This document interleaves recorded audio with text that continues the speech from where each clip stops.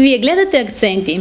На 2 юни екипът ни беше в село Бреница, за да отразим традиционният храмов празник и курбанът по случай Спасов ден.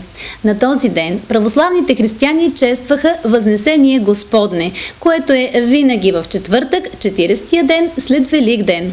С тържествена света литургия започна празникът в село Бреница.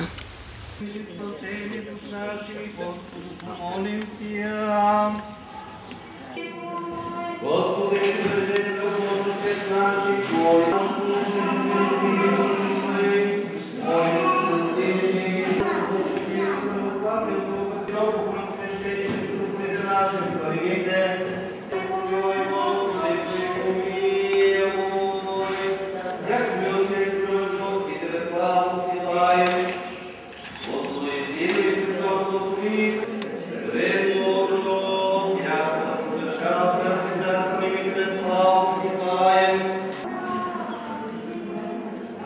На Люстевки, за какво се помолихте в този ден?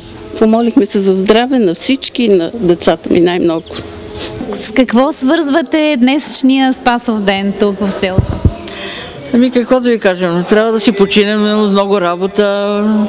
Радваме се, че не е събора. Ще ни дойдат деца. Аз съм родила на Спасов ден и съм се оженила на Спасов ден.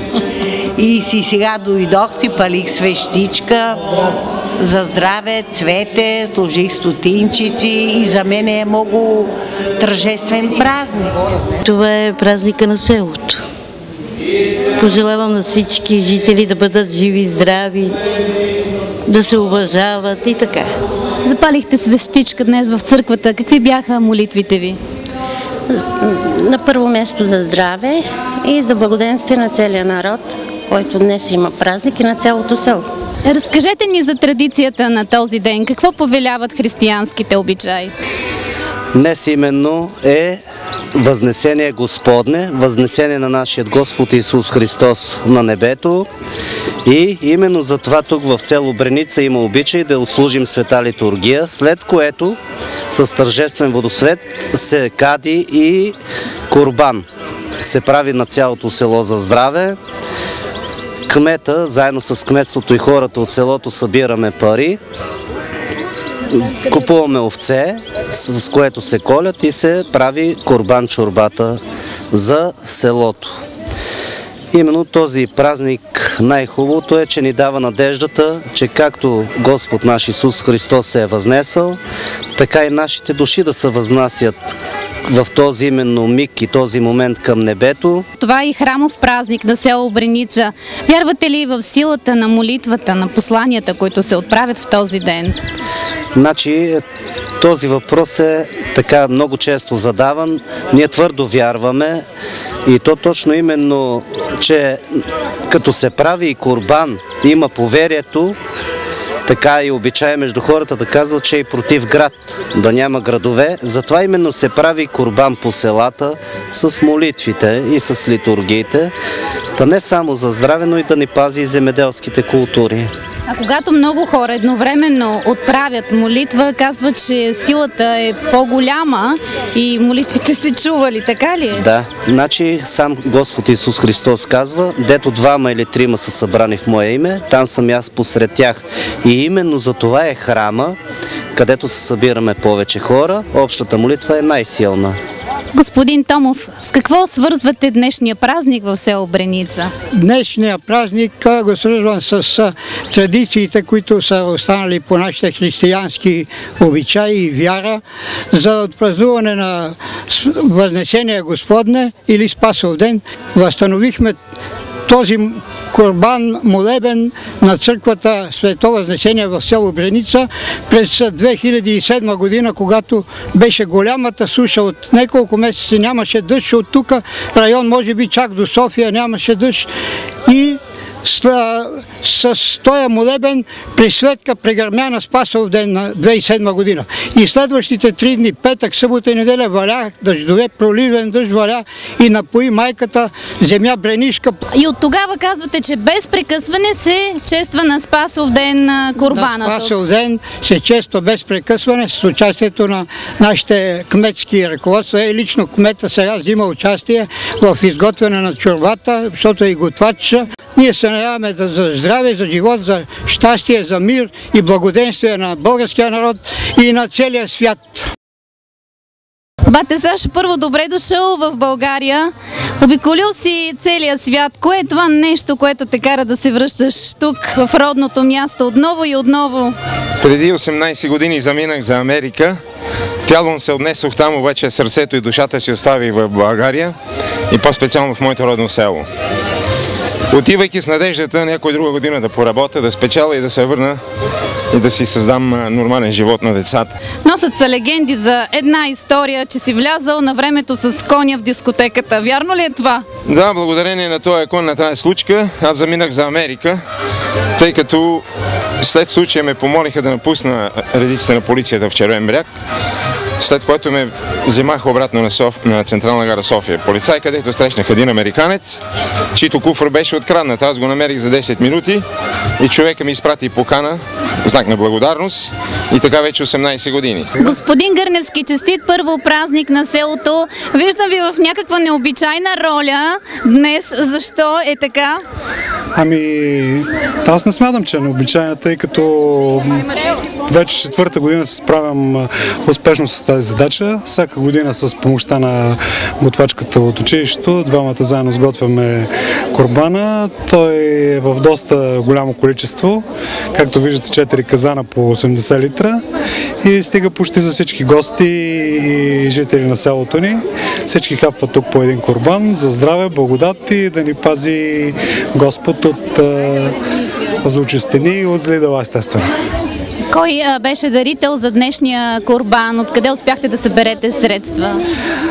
Ами, общината дари част от средствата за курбана, друга част събраха земеделските стопани, тъй като не е тайна, че на Спасов ден дъждът, който вали е в най-вече в тяхна нужда и най-голяма полза до нас за тях, така че и те всяка година участват с свои дарения и помагат да осъществиме това начинание, което много харесват и обичат всички, не само браничани, но и гости от съседните села, идват и споделят нашия празник, като хапваме заедно по един курбан, както казах. Къде е тайната на вкусната курбан-чорба? Ами, то по принцип за чорбата тайната е мерак, естествено. Значи чорба се вари с мерак, това е.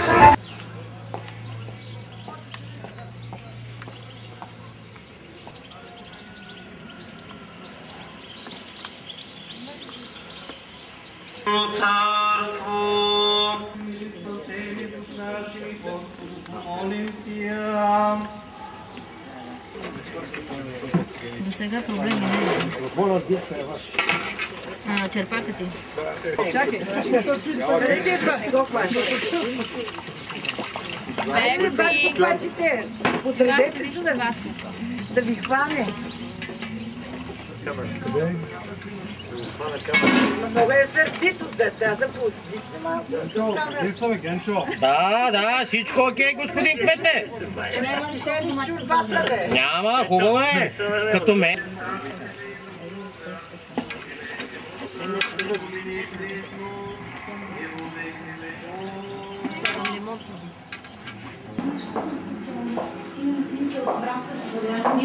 Не.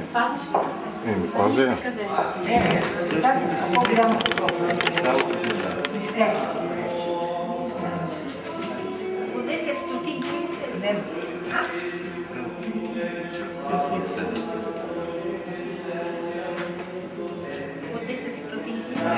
Честит празник! С какво свързвате днешния Спасов ден тук в селото? Ами какво да ви кажем, трябва да си починем, много работа. Радваме се, че не е събора. Ще ни дойдат. Аз съм се родила на Спасов ден и съм се оженила на Спасов ден. И сега дойдох, си палих свещичка за здраве, цвете, служих стотинчици и за мен е много тържествен празник. А традицията на Спасов ден с какво я свързва тук в Бреница? Със събор. Друго? Народните обичаи, вярвания по Спасов ден, какви са? Сега дето правим курбана. Това за църквата курбана, а па ни е тържествен празник. Колко време? Ни е било винаги на Спасов ден. Сега пак е събора, ма го изместваме в събота и недели. Винаги на Спасов ден на църквата. Това си е наш храм, паметник, кръстен на Свети Спас. И ние си правим събора винаги на нова ден.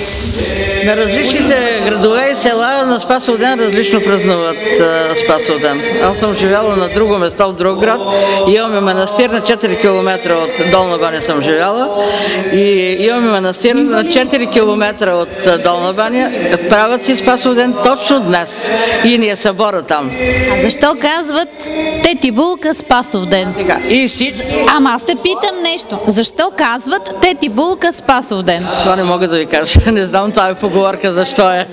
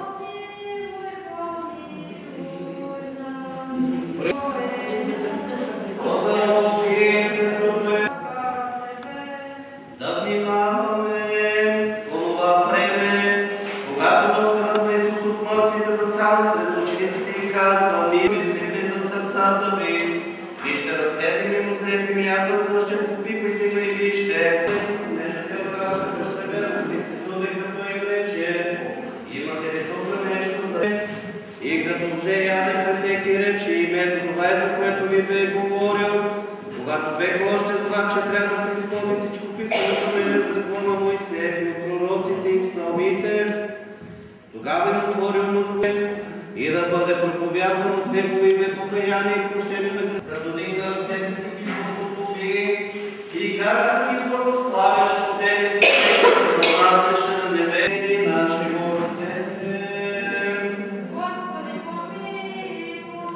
Господи, си държете да Божите с наши твои,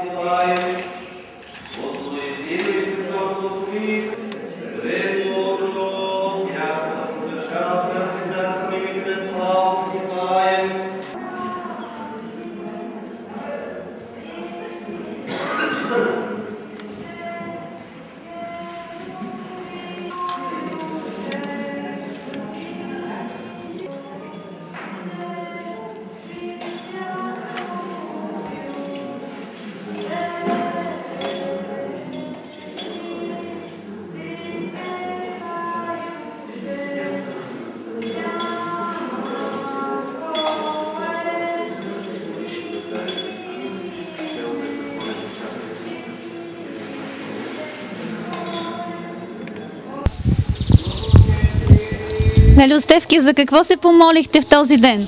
Помолихме се за здраве на всички и на децата ми най-много. Да са живи и здрави всички.